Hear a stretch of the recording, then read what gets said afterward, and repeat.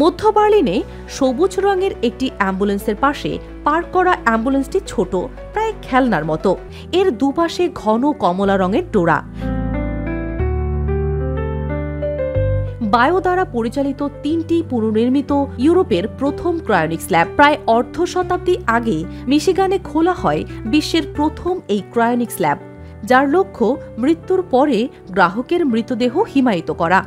কেনজিওরার মতে একটি হৃৎপিণ্ড অন্য মানুষের শরীরে প্রবেশ করানো প্রথম দর্শনে খুবই অদ্ভুত শোনায়, তবে তা আমরা প্রতিদিনই করি। ক্রায়োনিক্সকেও সেই তালিকায় যোগ করা যেতে পারে। এছাড়াও 2023 সালে মিনেসোটা টুইন সিটিজ বিশ্ববিদ্যালয়ের গবেষকরা ক্রায়োজেনিক ইঁদুরের কিডনি 100 দিন পর্যন্ত সংরক্ষণ করে সেগুলোকে পুনরায় উষ্ণ করে। ক্রায়োপ্রোটেক্টিভ তরলে পরিষ্কার করে 5টি ইঁদুরের মধ্যে প্রতিস্থাপন করার 30 দিনের মাথায় কাঙ্ক্ষিত ফলাফল পাওয়া যায়।